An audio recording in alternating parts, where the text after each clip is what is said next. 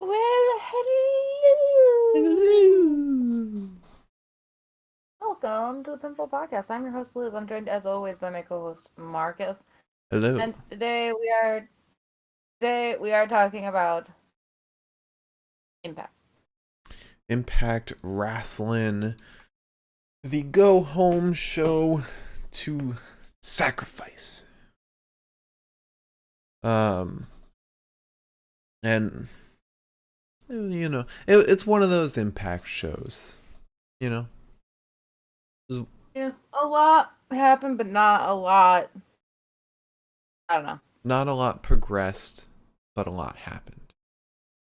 Yeah, it's like an establishing like, I'd say the biggest thing that hey, this happened. is happening.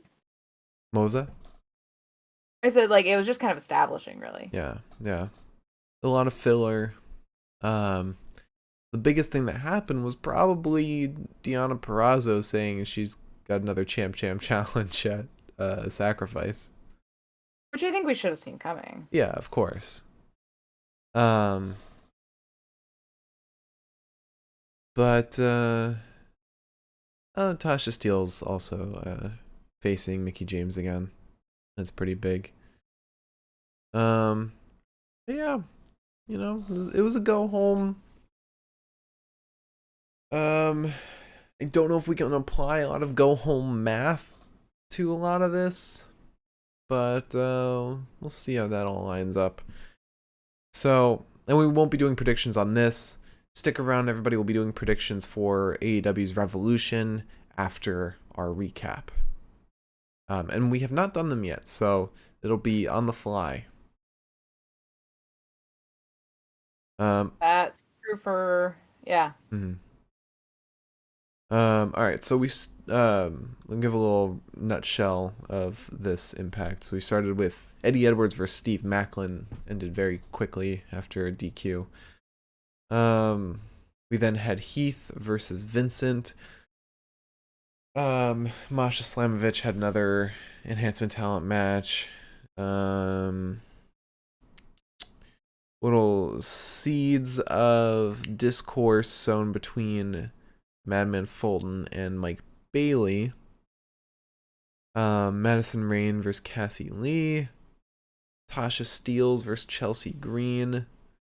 Weird thing with Matt Cardona saying he's gonna defend the Impact digital media title everywhere.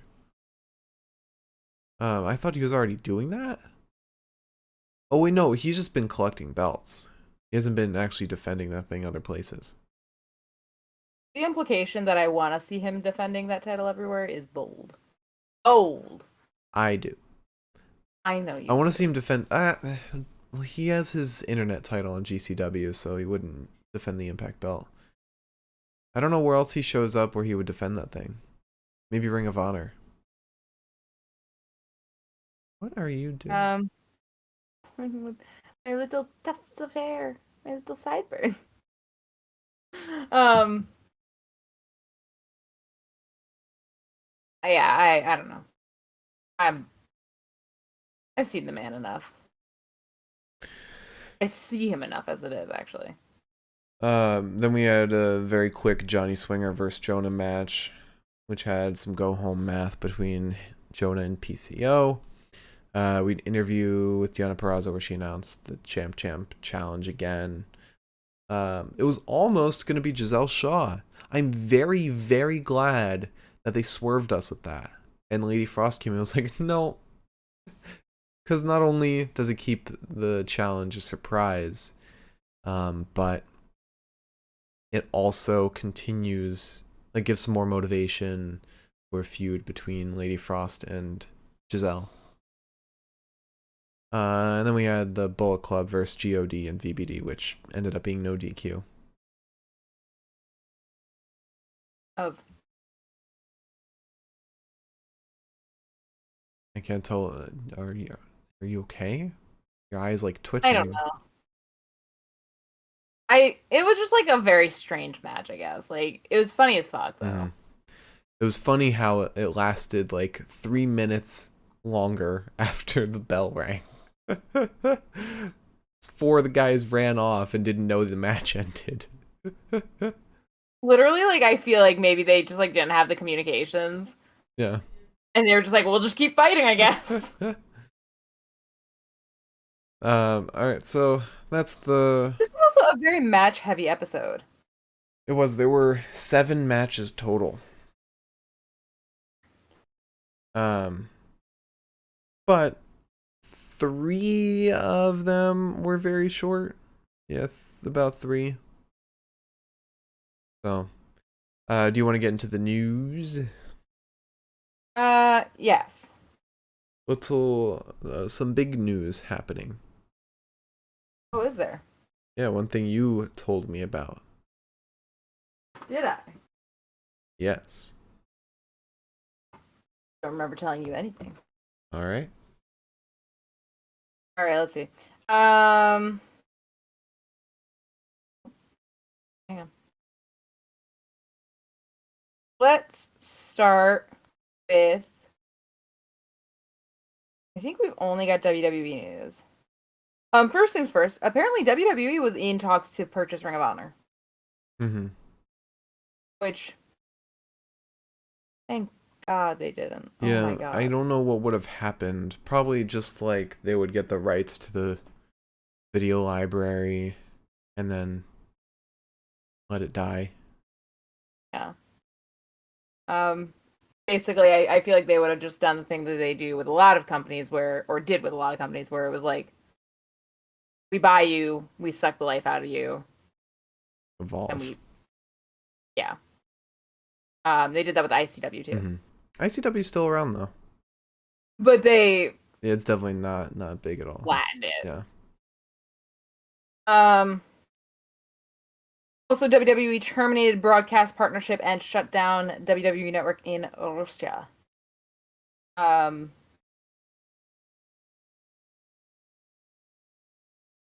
This apparently makes it so. This has everything to do with apparently Russia, and Ukraine. And this makes it so if you're in Russia, you cannot watch any WWE content whatsoever. Which It doesn't didn't expect WWE to do anything. It doesn't make up for the fact they're still making deals with Saudi Arabia. Yeah, we pick and choose. We pick and choose. Yeah. Russia probably also wasn't making them that much money, so. Yeah. Also, the WWE is going to hold a college athlete exclusive tryout during WrestleMania week. Apparently, more than 50 current and recently graduated college athletes are going to attend this tryout it's going to take place the 30th to the 1st at the Ford Center, which is the home of the Dallas Cowboys headquarters. Oh. So you're going to go through athletic evaluations, in-ring technical sessions, interviews, and promo evaluations. Because those college athletes, they're always giving promos. Yeah, I'm sure. Well, I don't know. Braun Breaker kind of killed it when he first started. He doesn't count. He has it in his blood. Yeah. Apparently there's also note that not much actual wrestling is going to be taking place during these tryouts. I figured. Because they don't know how to do it. As Vince McMahon said in his Pat McAfee interview, you can either be a professional wrestler or you can be a WWE superstar. And WWE superstar sounds a lot cooler. Well, did you hear the actual difference that he said between them?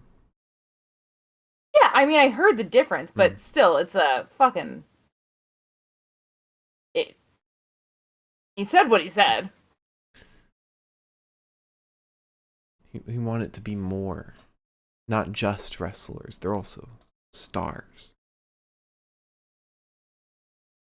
Whatever. It's silly. Also, apparently there are a mixture of reports about Asuka's status with WWE prior to WrestleMania. Apparently, PW Insider said that Asuka was waiting for creative, whereas Fightful Select has reported that she is still on the inactive list. No idea what's happening there. But apparently Xavier Woods was removed from that list, apparently. Oh, so should be seeing him maybe at Mania? Yeah. Reunite with the New Day? Did the New Day have a match at Mania? I guess they wouldn't have been set up yet. Still got like another month. Yeah, I keep feeling like it's like tomorrow. Yeah, me too. I don't know why. Probably because Revolution. Yeah. And also the fact that like they don't shut up about WrestleMania. Yeah. Yeah. So the last piece of news I have Mm-hmm. is that apparently, and I don't know if this is what you were talking about earlier, according to bodyslam.net, Mm-hmm. talks between Cody Rhodes and WWE have all but fizzled out. Yeah. And again, that's bodyslam.net, so they're Right. not the most reputable, but Grain of salt there. yeah. Sean Ross Sapp said that he is still trying to confirm this report, so we'll probably get confirmation or not within a few days. I know the fear now is that he might go to Ring of Honor.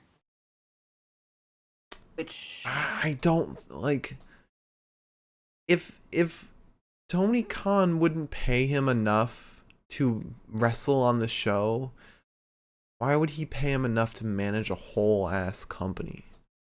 nobody said he was managing a whole ass company. They just said that he would make his return at Ring of Honor. Well, I've heard talks that like he was gonna come back and manage Ring of Honor. Oh, I haven't heard that. I've just heard that he might make his return at Ring of Honor as like a heel. I don't think he would, because he's looking for money. He's either looking for a lot of money or a lot of pull. And at AEW he couldn't get pull, so he tried to go somewhere where he can get a lot of money, and that was WWE. So it's one of the. I think the weird thing is just that the talks have basically stopped. There's no word on Cody Rhodes. There's no sign that that's moving forward at all. If it ever was going to. So allegedly, we or reportedly, we don't know for sure. I'm hoping they didn't, because to be fair, I've also heard from Sean Ross Sapp that it's been eerily quiet as far as talks are concerned. So I believe that might be the God's honest truth. I know that he's working on it. He has said that like he's trying to figure shit out, but like he hasn't. Well, he is also just being a stay-at-home dad right now, so he might do that for a little bit and then make his move. Because things might have fizzled out because WrestleMania is coming up. They're planning on booking their card for that, and Cody's kind of like a side game, a secondary project. It's all speculation, though.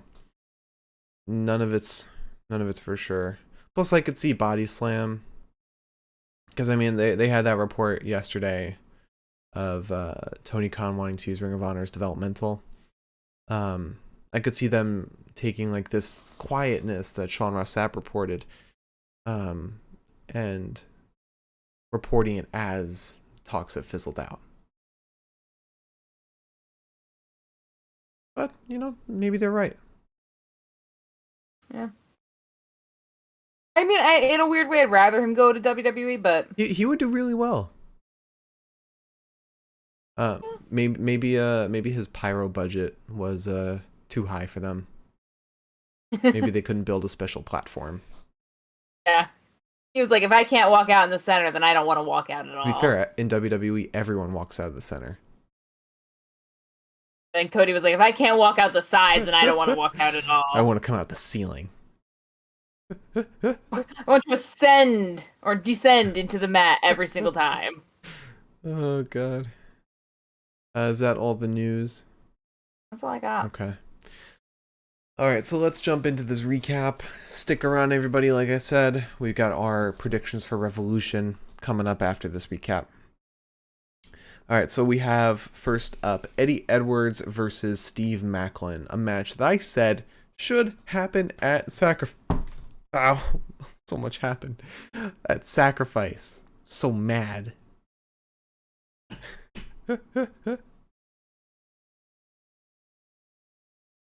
Alrighty.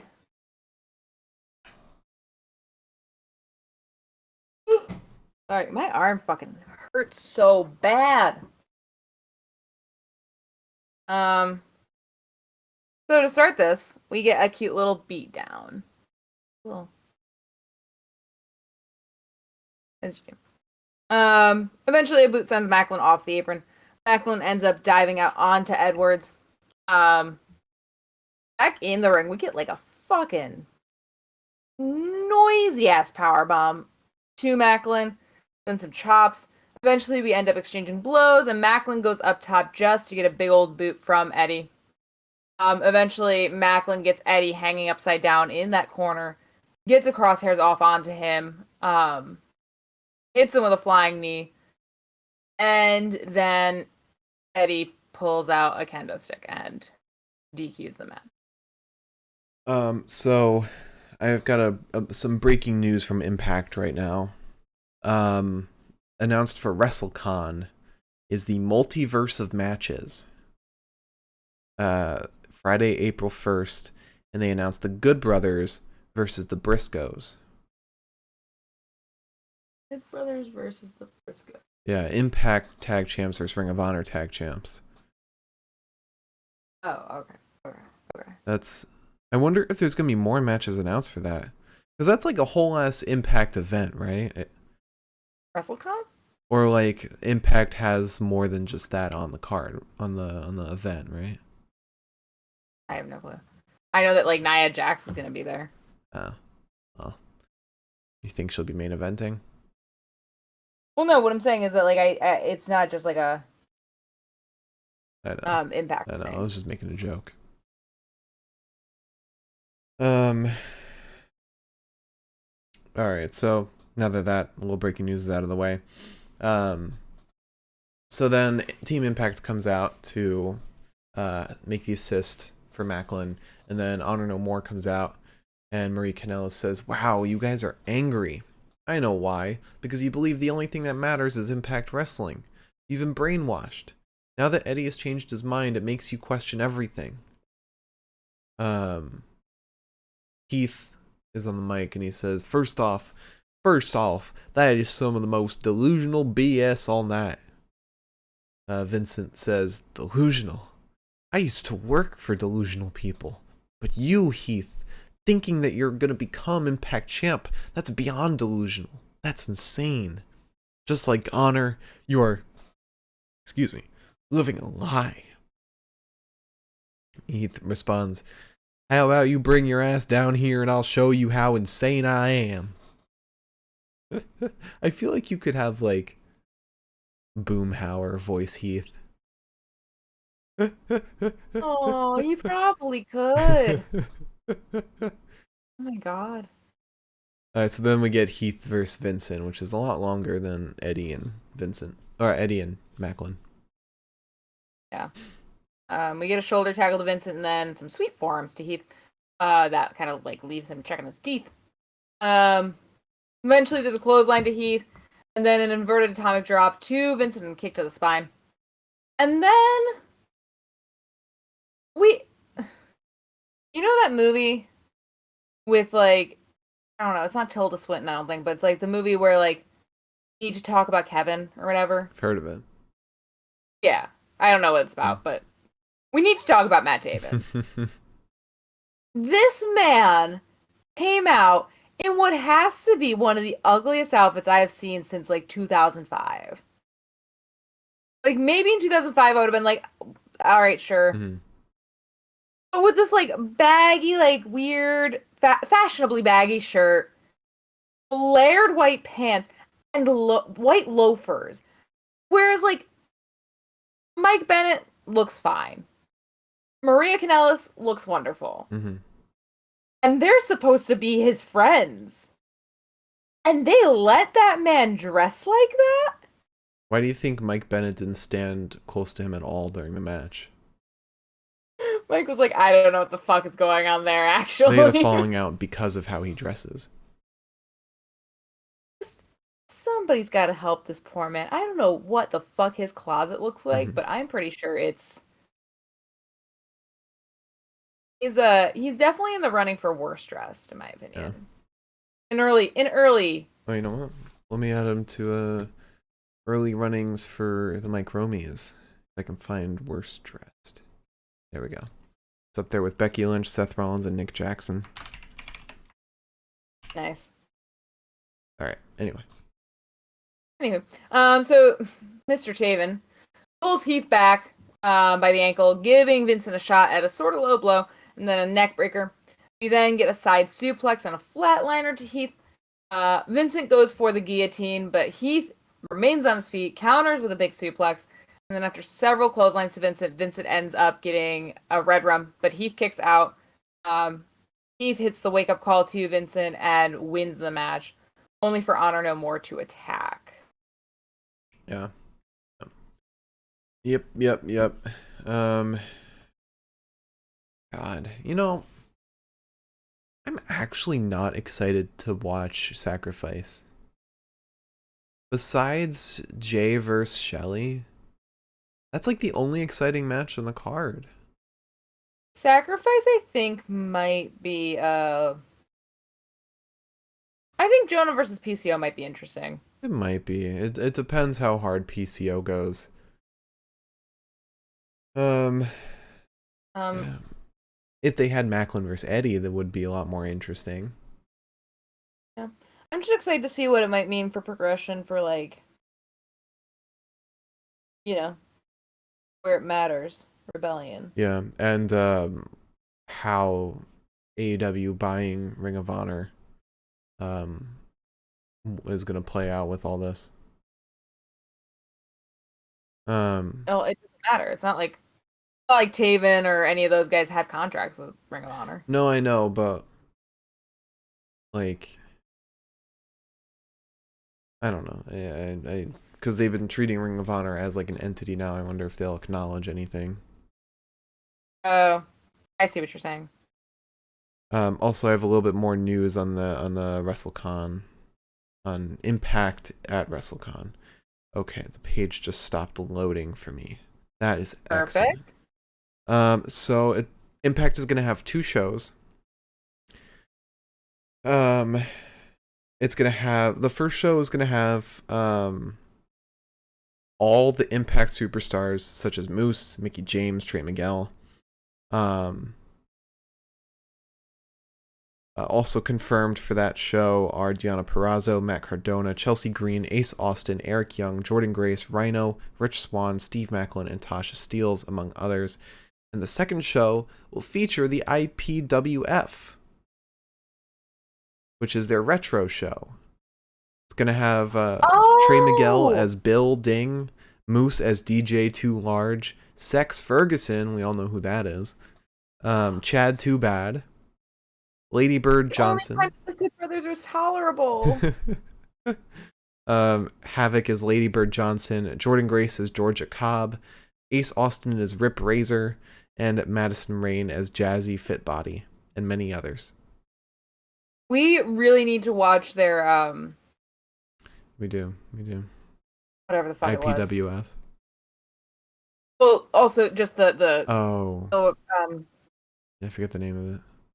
I don't know why I'm blanking, but the throwback pay-per-view thing that they did. Yeah. That for some reason we didn't get to watch. We never ended up watching. Mm-hmm. Announced for Bloodsport is Alex Coughlin versus Slade. Alex Coughlin's gonna be a Bloodsport. That's pretty cool. Okay. So after that, we then had Masha Slamovich destroy some jobber. Thank you, Marion. Throwback Throwdown. That's what it's called. Thank you.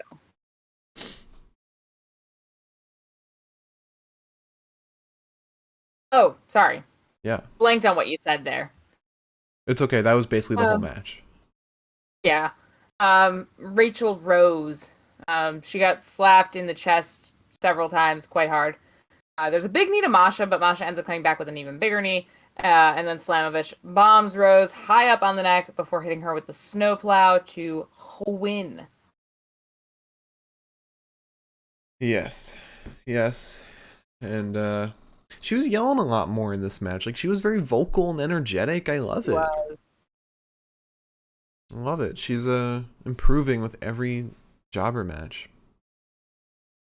Alright, so then we had a promo with God. Tonga says not dead weight. Business is always booming when we step in the building. Tama says, Jay, business, I brought you in. This is personal. You're a liar. You took us out. Threatened by us, by me. Tonight, it's going to be real personal. Eric Young then walks in and says, look at this. God and VBD. Look at us on the same side. And Tom was like, no, we are not on the same side. And Eric Young was like, maybe not. Maybe what this can be is a business arrangement. They're trying so desperately to find some friends. They really are. We want the Good Brothers. We want our shot. You want your hands on Jay. So tonight we take our thoughts and put it in the back seat and become business partners. We take our pound of flesh tonight. Do we think that Tama was whispering his entire promo because he screamed Jay White's name way too loud last weekend, thusly destroyed his vocal cords? Maybe. That's why he didn't scream Jay this time. It was implied. Next up, we get Mike Bailey doing a pose backstage. Ace Austin and Fulton walk in. Ace says, I'm feeling great about last week. I think there's a lot of potential success in us. I held titles and I want to take you to the top. Bailey says, I think we can make a good tag team. I know you guys have tried before, but I think we have a good shot. And then Fulton gets mad, but Ace stops him. How dare Mike Bailey get in the way of friendship? I know. So then... French Canadian for you. Speaking of friendship, we then get Madison Rayne versus Cassie Lee. Yes. Gonna get a Caleb on a pole match soon. I was gonna say, the match at Sacrifice should be for the custody of Caleb with a K. That would be funny, and Impact has the ability to do that. And that would be like the perfect match to do that. It would work. It would. So Madison sort of kind of dominates the match for the first few minutes, just kind of tossing Cassie around and then mocks her before Cassie throws her down with a nice little ground and pound. Tenille ends up saving Rayne. Rayne gets a jawbreaker. Thule bounces Cassie off the buckles, but then the ref gets distracted by Jesse, so Tenille attacks Cassie. Madison hits Cassie with a Northern Lights suplex. We get some boots to the chest of Rayne from Cassie, though. Caleb wants to check on her. Caleb wants to make sure that she's okay, but Caleb has been forced to stand in one spot by Tenille. And he's not allowed to move. Tenille then spears Cassie while the ref is once again distracted. Jesse then gets sent into Caleb, who catches her like a lovely man would do. Except he scoops her leg. There was no need for that. As the man in the crowd said, he's a gentleman. Okay. This is also at the behest of Madison and Tenille. And then back in the ring, Madison gets hit by Cassie with the Inspiral for Cassie to win. Yeah. Damn puns. It's like Roxy and her moves. Stop, Roxy's moves are awesome. The Rock Lock. Perfect. Also, I don't know if you saw, but announced for WrestleMania, it was Drew McIntyre versus Happy Corbin. This man main evented WrestleMania 2 years ago. What happened? What did Drew do this time? Like, did he... I don't know. Did he not kiss Vince's ring like a couple days too many in a row or something? He also was on WrestleMania last year fighting for the WWE Championship. And yet, here we are. How the mighty have fallen. And you know what's the worst part? Drew probably doesn't see this as like being brought down a peg. Yeah. And it's not how the mighty have fallen, it's how the mighty are dragged down. Yeah. So then we get a video package for Jake Something before his match against Trey Miguel at Sacrifice. That's going to be a really fun match. Dude, I am loving the Jake Something push that we are getting right now. Yeah. Yeah. All right, so then we get Tasha Steelz versus Chelsea Green. This is a pretty fun match. This was a fun match, but I just don't like Chelsea Green very much. No offense to the Cardonas. They're not my favorite people. No offense, but I don't like them. When you've got enough clout, I don't think you should care. So we get Snapmare after an uppercut to Chelsea. Tasha sends a big knee, or there's a big knee to Tasha from Chelsea. Whenever I get like a little too confident in rewording my notes, that's when I'm always fucking wrong. So a big knee to Tasha from Chelsea and an enziguri. Eventually, Tasha gets a jawbreaker off on Chelsea. Chelsea, however, hits back with a big right. She goes up top before like a little sunset flip sort of thing off the top buckle. Tasha then gets out of the cover pretty quickly before a back elbow is sent to Chelsea. She kind of gets in some fancy handwork, some striking. But Chelsea ends up getting her wits about her. Jabs, gets a couple jabs at Tasha. She then sends Tasha to the apron, who sends a shoulder into Chelsea's midsection. A clothesline then takes Tasha down. We get a solid backstabber to Tasha, and by solid I mean like very painful looking. Solid backstabber to Tasha, and then Chelsea shoves Tasha face first into the buckles. She goes for the I'm prettier, only for Tasha to get free. Get a few knife edge chops, and then like Chelsea hits Tasha with like a stiff like face buster type situation. I didn't understand it, and it looked really nasty. Yeah. Eventually Tasha goes for a crucifix bomb, can't quite get it. She gets the bulldog though.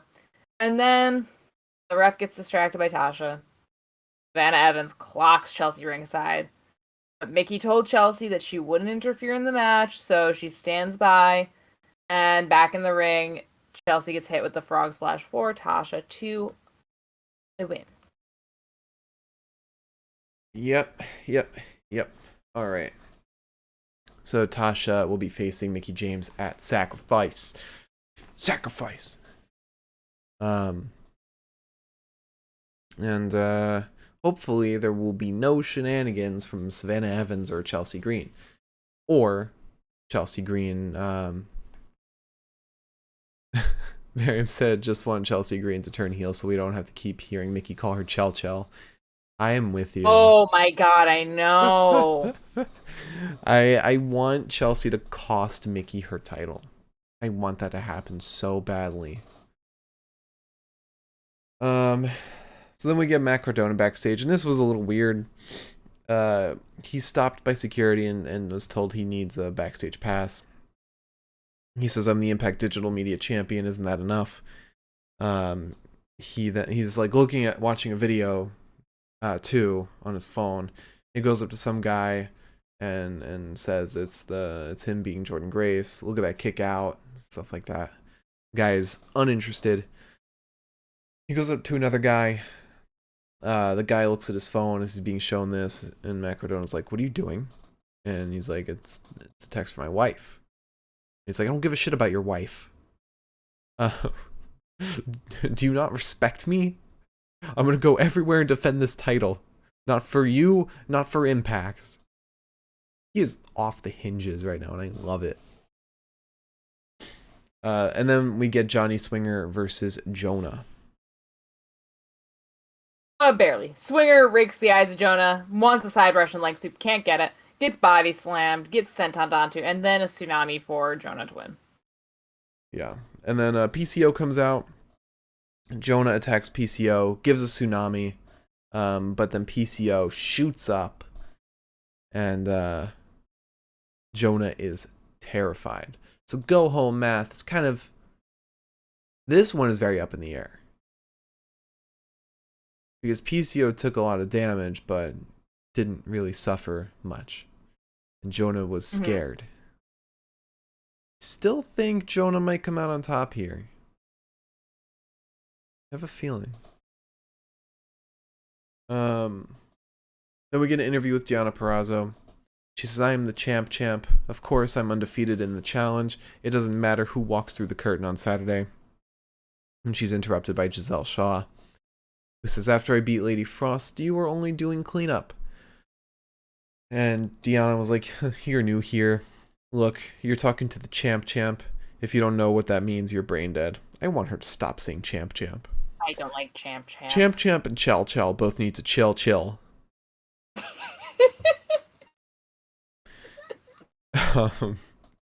Lady Frost then walks in and says, you and I have unfinished business. I went to Impact Management and they approved a match between us on Saturday. So it's pulling her quickly away from those titles. Good. I want Taya Valkyrie to debut. Help improve this card. So then we get Bullet Club versus GOD and VBD. BC versus GOD and VBD. Sort of.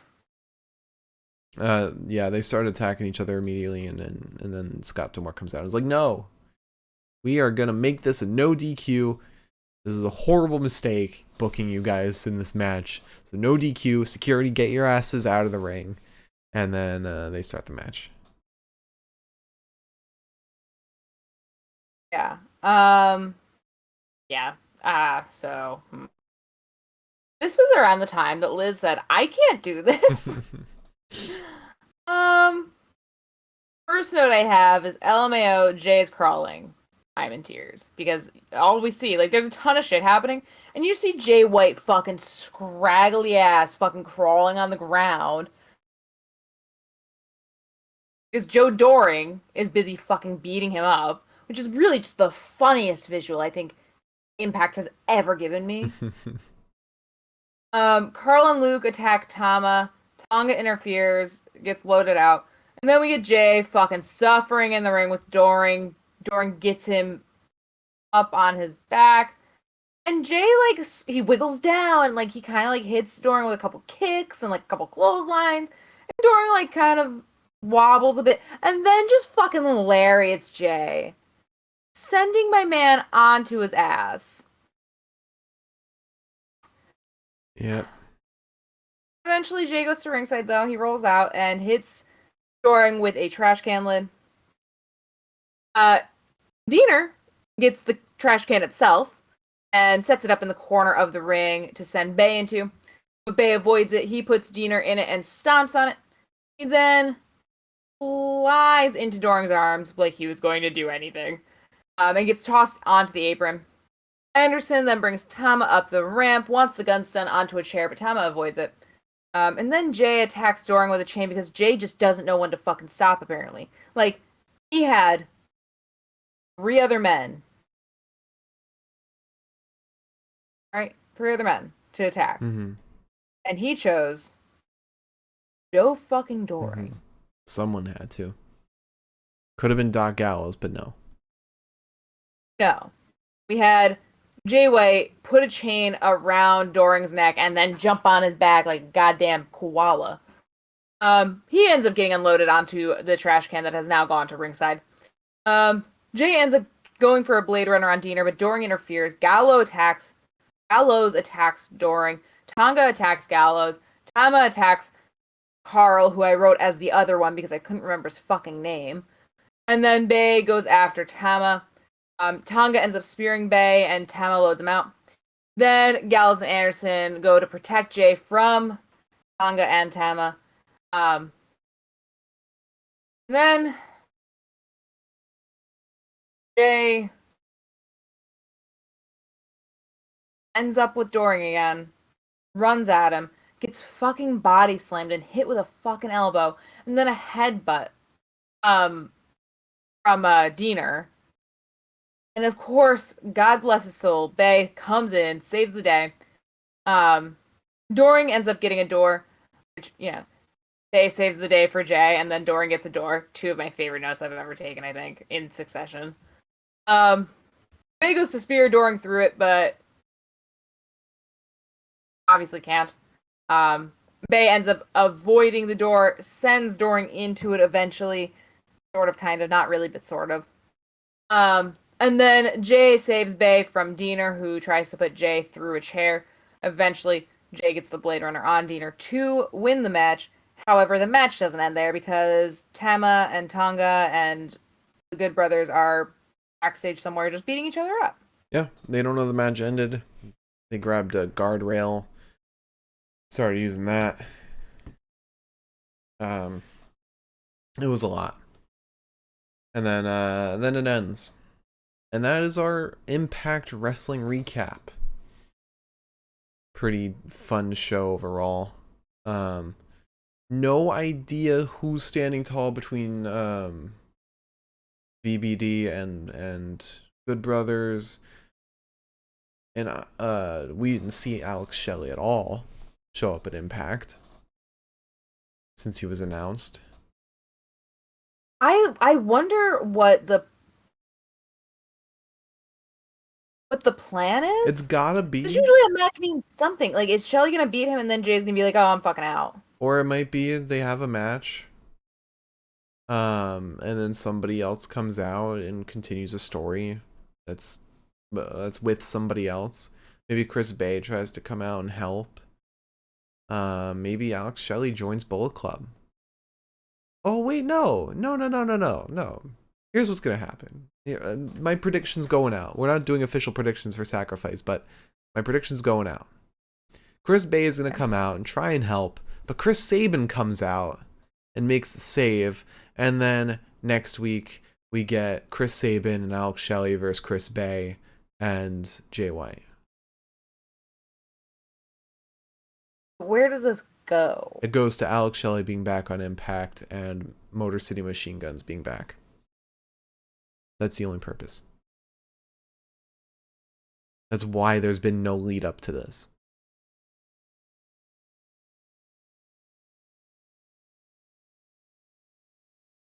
It's just a theory. A wrestling theory.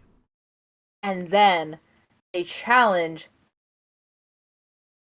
Gallows and Anderson for the belts. No, I feel like VBD is going to get the belts. I entertained your theories. Well, I feel like the VBD is definitely going to get those belts. Fine. From now on, when you come up with your crazy little theoretical concoctions, I'm going to sit there the same way you do. I'm going to sit there and be like, nah. But no. You could definitely still be right. Like Motor City Machine Guns could challenge VBD for the belts because Jay White's going to be kicking off his Bullet Club Civil War. And like on New Japan, they were told, pick your side. Right, but what I'm saying is I don't see Jay staying past like Sacrifice. I think maybe one episode after Sacrifice, and then he's gone doing some AEW stuff, and then probably heading back to New Japan. No. You wouldn't have a reason to head back to New Japan proper, for a little while, because New Japan Cup. Yeah, it doesn't end for a minute. Don't they still, like, when it gets later in the tournament, don't they still run matches that like have nothing to do with the tournament though? Yeah, but usually it's with people that have something to do with the tournament. Well, maybe by then he'll be done. Like by the time the tournament's over, he'll be done with AEW stuff. I don't know. He wasn't Impact for a little while, like a month or two. Well, I guess my curiosity. Well, maybe it's just because Impact does this, but like they change they changed their intro to include God and Jay, Well, they which I thought was interesting. they also just changed their intro to like they add a lot of stuff from the week prior. Like Mm. they update it very frequently. Um, like who was on it last week? There was like just some one-off person on it last week or this week. Maybe they had Gresham on it. Here's my question for you. Hmm. As the days get longer and weirder, Mm-hmm. in your heart of hearts, do you think Josh Alexander is ever coming back to Impact? Yes. You think so? Yeah. Or he'll go to Ring of Honor. One of those two. I think now that Ring of Honor is under AEW control, there's now a way to get more people signed on AEW and actually have them wrestle and have stories and be prominently featured. But they would just be under the Ring of Honor banner. But I still think that there's room for him in Impact because they still had video packages with him. They still mention his name a lot. Right. No, I'm not saying that there isn't room for him at all. Yeah. I'm saying, like, I'm saying is I want a timeline. Yeah. I hope he figures out his visa situation though. That sucks. I don't think he can't figure it out unless he's got a job. Mm. That's the whole point of the work visa. So why would you fire him in the first? That's so stupid. Oh my Like god. maybe there's something that like I don't understand. Maybe there is something that like I'm just completely fucking missing. I don't know. But Maybe the plan was for Josh to face Eddie at Sacrifice. Like that makes sense. It's a better card than Macklin and Eddie. But whatever. Let's get into the best of the night. Remember, everyone, stick around. We'll be doing our predictions after the best of the night. But before we get to the best of the night, let's do our weekly update for the top 10 wrestlers in pro wrestling. There's been quite a bit of changes since last week. But this is based on wins and losses, not any kind of opinions. Alright, so starting off at number 10 from New Japan Pro Wrestling, Tetsuya Naito. Number 9 from BJW, Daisuke Sekimoto. From AEW, the TNT champion at number 7, Sammy Guevara. Number 6, that was 8. Number 7 from New Japan Pro Wrestling, Shingo Takagi. Number 6, also from New Japan, Great O-Khan. Number 5 from Dragon Gate, Yuki Yoshioka. I think he's one of the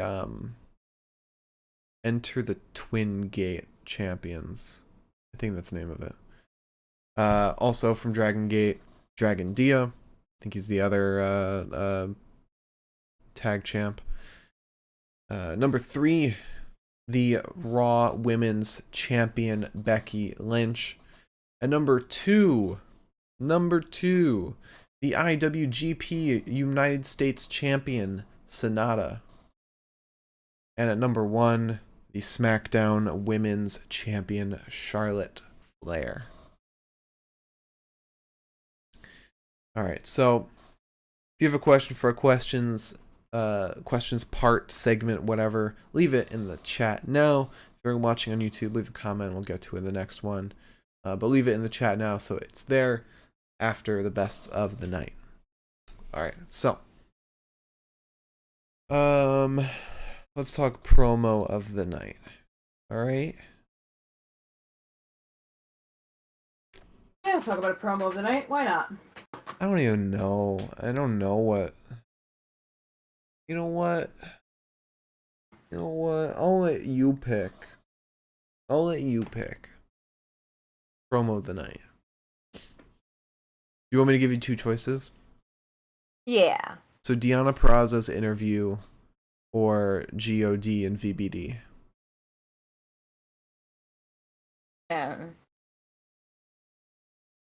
GOD and DVD. Yeah. Just because of Tama whispering at the camera. All right. All right. All right. Let's talk about wrestler of the night. Let me give you three choices. God, this is. I'll give you two choices. How about that? Three. I'll give you three. Tasha Steeles, Jay White, and Chris Bay. Okay. Jay? You go with Jay over Tasha and Bay. Yeah. Jay over Bay. Yeah. Okay. All right. Sure. Go with Jay White. All right. And match of the night.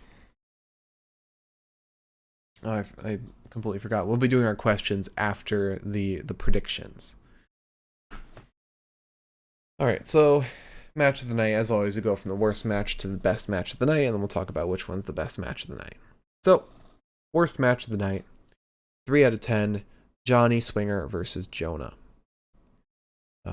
Next, 3 out of 10, Masha Slamovich versus Rachel Rose. And then also 3 out of 10, Eddie Edwards versus Steve Macklin. Next up, 4 out of 10, Madison Rayne versus Cassie Lee. Also 4 out of 10, Heath versus Vincent. There are a lot of these, so I'm kind of just flying through them. 5 out of 10. Oh boy, okay. Guess this is it.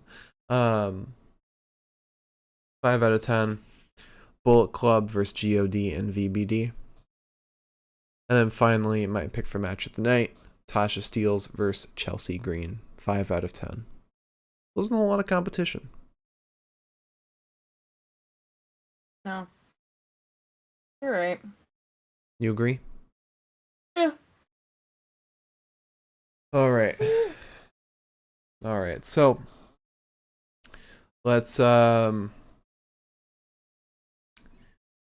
do our predictions for Revolution. Okay, you're gonna have to give me a whole 5 seconds there. If you're new to our predictions, we predict the outcomes of every match on the card. And for every incorrect prediction, we have to do a dab of very hot sauce.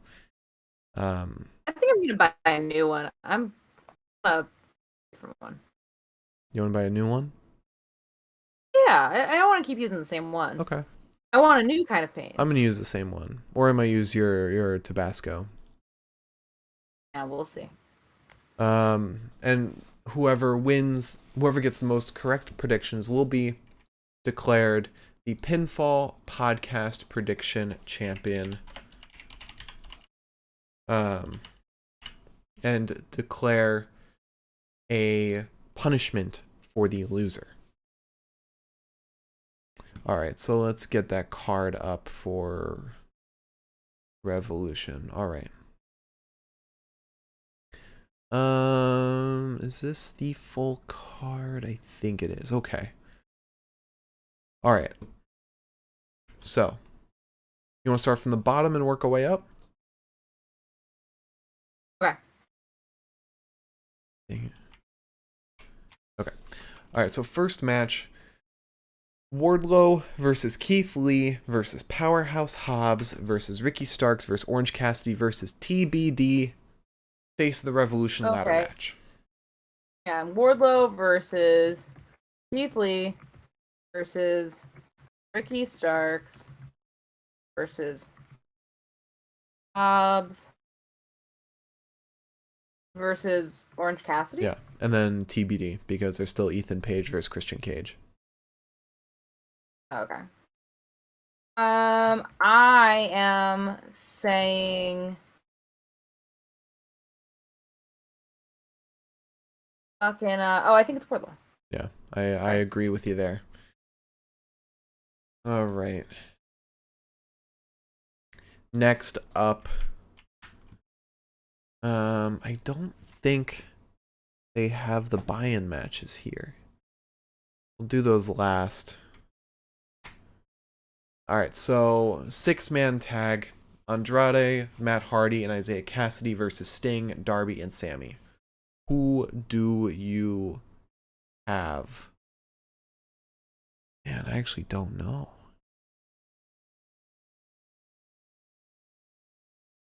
I'm gonna be annoying, which is what I do best. Mm-hmm.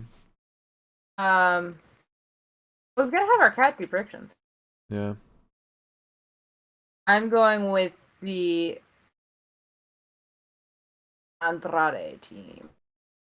I'm actually gonna go the other way because I think I'm gonna go Sting, Darby, and Sammy because I think Isaiah Cassidy's in there to just eat the pin, which is unfortunate because they have been talking him up a lot.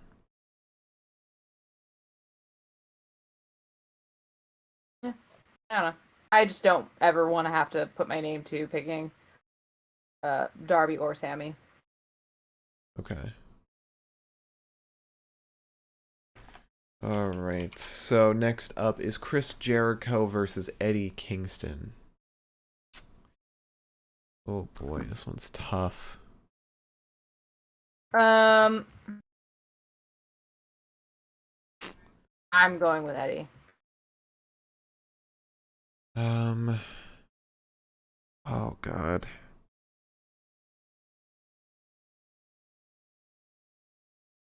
Man, I don't know. I don't know. Because, I mean, everything points to Eddie winning. But now the wild card is Santana and Ortiz. Hmm.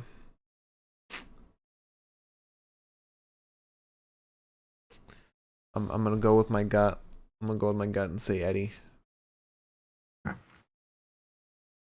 Alright, next up, Bryan Danielson versus Jon Moxley. I'm going with Dan. Agreed. Agreed. I don't think there's any way he's losing. And next up is probably one of the toughest matches on the card to predict.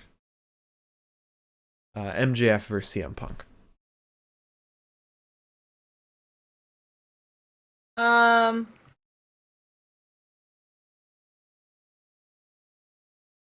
I'm going with MJF. I'm gonna go with MJF too. God, stop! You're copying me. I'm not copying you. I'm not. Copying me. I'm not. Oh, I don't know actually.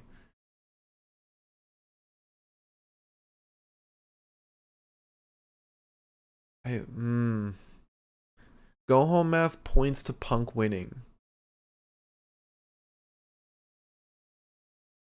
Because he got so bloody and everything. But with it being a dog collar match, anything's up in the air. Anything. That ring could come into play. Shawn Spears can come into play.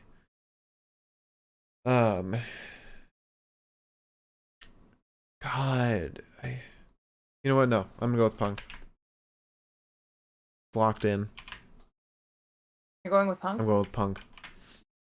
Funny enough, I wrote down MJF first, so technically I locked it in already for you, but You what? really I'm just saying that I locked in MJF for you before you did. But we'll go by your records. What do you mean you locked in MJF before me?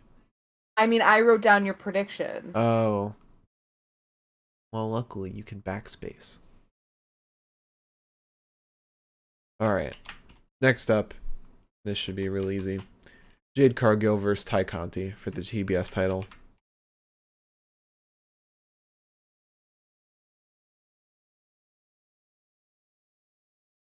Jade. Yeah. She said, "Fuck your jujitsu." Okay. I agree to that. Next up is Jurassic Express versus Red Dragon versus Young Bucks for the AEW World Tag Team titles. It's up in the air. It is. Question is whether Red Dragon and Young Bucks cancel each other out.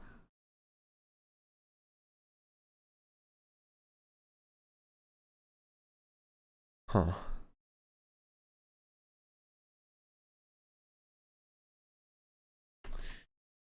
I know what I'm picking. Oh. Part of me wants to be bold. Part of me wants to be really bold. Part of me wants to be safe too. Very safe is Jurassic Express, thinking they'll cancel each other out. But you never know. AEW can surprise you every now and then.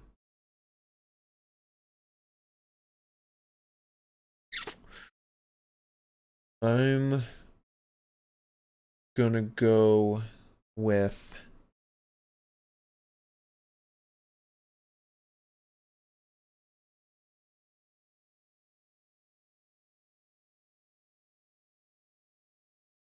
Jurassic Express.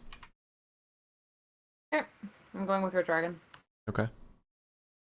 I think they'll have separate feuds between Red Dragon and Bucks, and then whoever comes out of there will win the titles in a 1-on-1, or rather 2-on-2. All right, next up, Britt Baker versus Thunder Rosa for the AEW Women's title. I'm going with Thunder Rosa. That quick, huh? Yeah. You see, the win yesterday makes me very doubtful.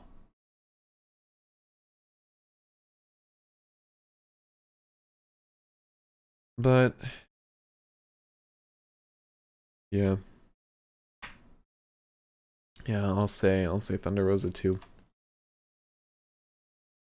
Alright, and then finally, Hangman Adam Page versus Adam Cole Bebe.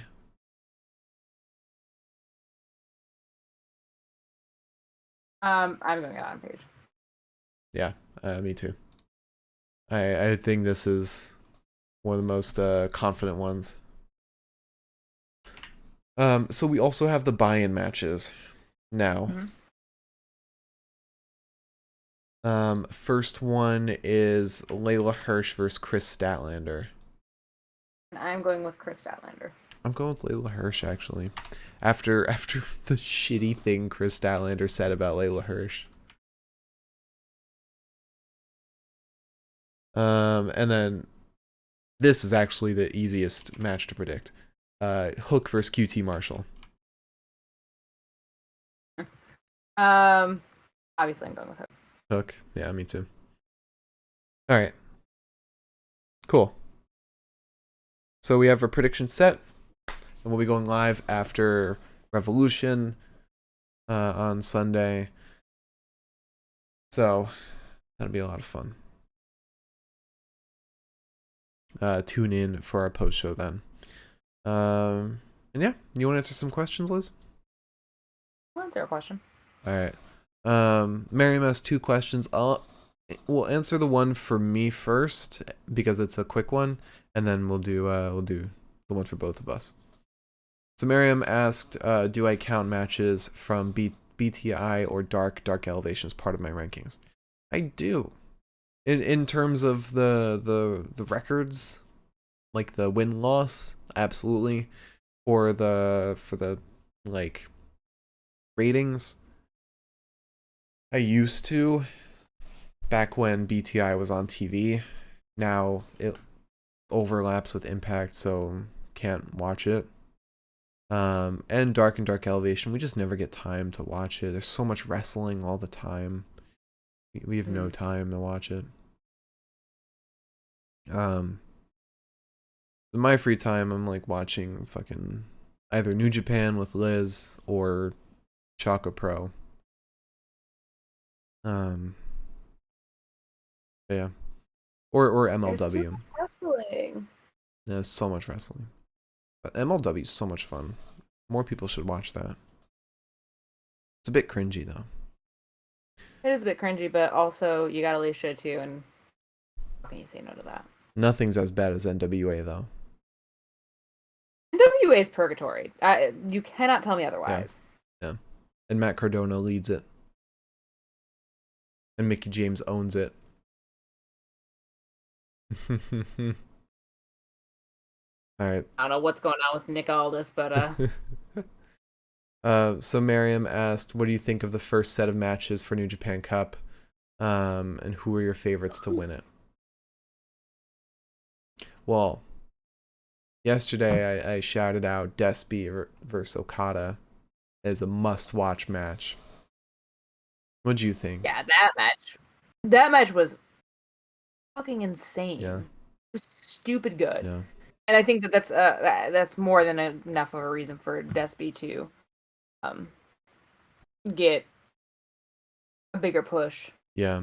That might have been his test to see if he can go with the main event crowd. Which he's been around for a while, so I don't know why all of a sudden they're hot to him. Yeah. But I thought that was a really good match. Shima versus Taka actually was surprisingly decent. Yeah, Shima versus Taka was good. Let me see what I rated highly. Yo versus Tanahashi was actually really great.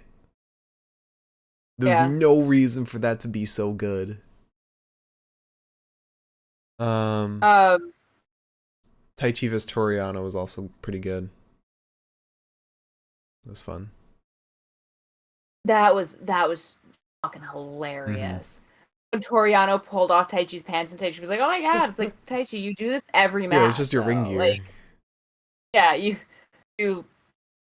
show that. Okay, fine, whatever. But God, it's so weird that Desperado used to have like long ass hair. Yeah. I thought that the first round was actually surprisingly entertaining, especially when there were so many opportunities for them to just make it like a jobber match. Which is something that I really enjoy, is that like they often take matches that probably should have been a jobber match. Like, for example, like Naito versus Takahashi, like that probably should have been a jobber match. At the rate they've been going, Shima versus Taka should have been a jobber match. Yo and Tanahashi absolutely should have been a jobber match, but that was so damn fun. Yeah. I really enjoyed it. I'm super excited for Sunday's show. And personally, so right now my favorites to win, I think we share Jeff Cobb. Yeah, Jeff Cobb 100%.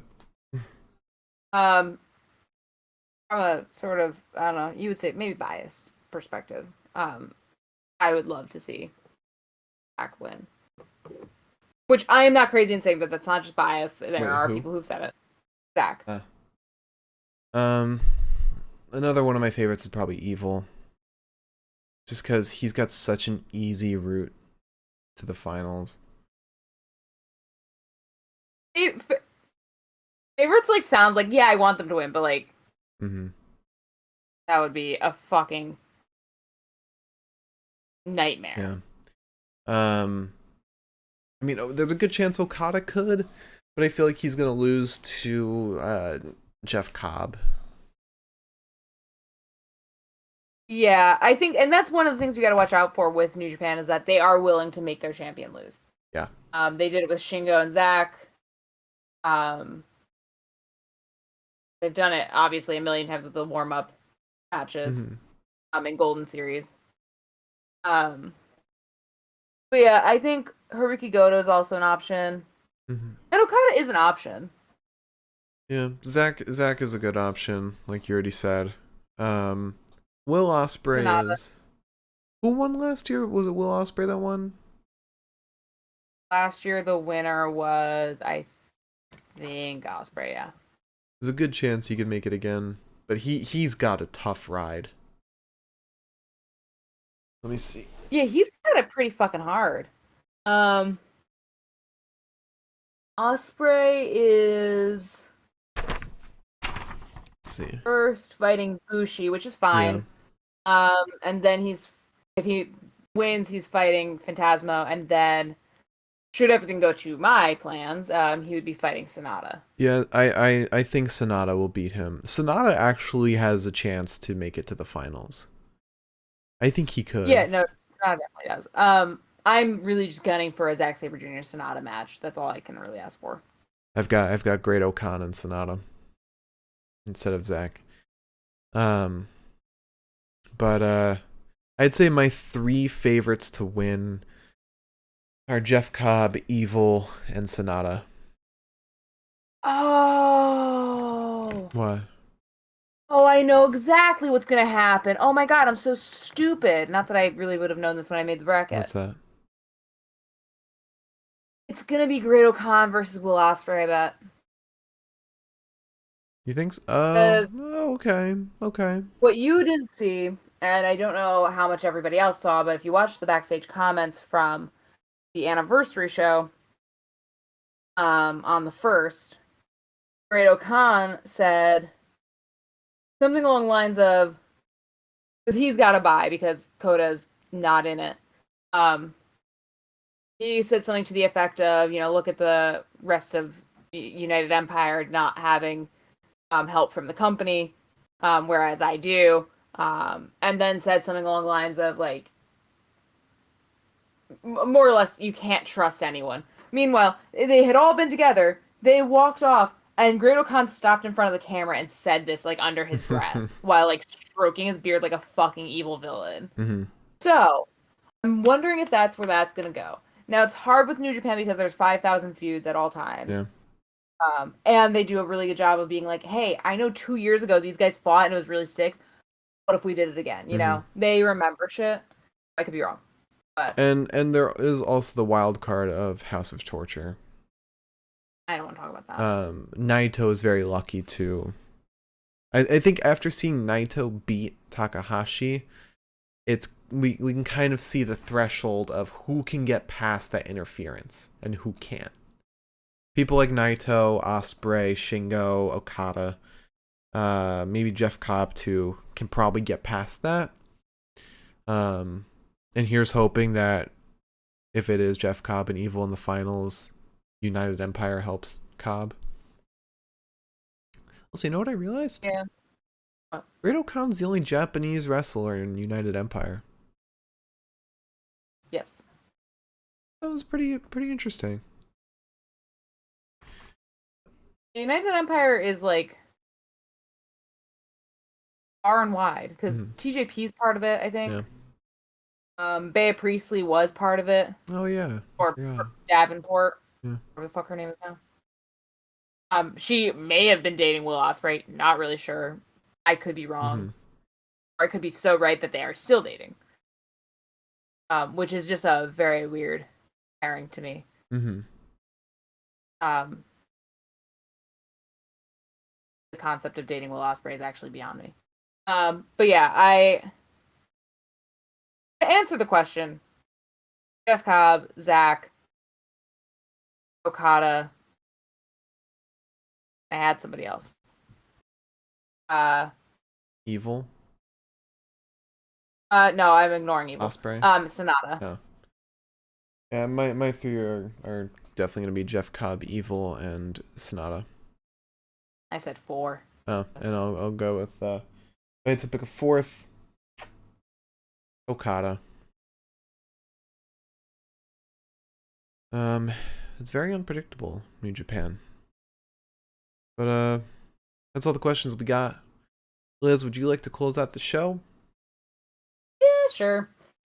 If you tuned in tonight, thank you so much. And if you tune in the future, thank you so much. I started drinking cold brew. So that's a problem. I mean, like within like the last 20 minutes. Not just as like a non sequitur. If you enjoyed tonight, you know what you could do? You could tune in on Sunday when we talk about Revolution, and stay up really late when we both have shit to do the next day. You could do that. It'd be fun. We'll have fun. It'd be fun. Yeah. So yeah, join us on Sunday for our Revolution post show. And then after that, we'll be doing our regularly scheduled 2K20 live stream, Dynamite, Impact post shows, and then we'll be figuring out next week's weekend show. I feel like there was one coming up next week, but I can't remember. Thank you all so much for watching. Follow us on Twitter at Pinfall Podcast, and same with our YouTube, Spotify, and Twitch, all the Pinfall Podcast. I'm at the Mark Cameron. Liz is at Eliza Elaine23, and we'll see you all on Sunday. Sunday. Have a great night, everybody. We'll see you then.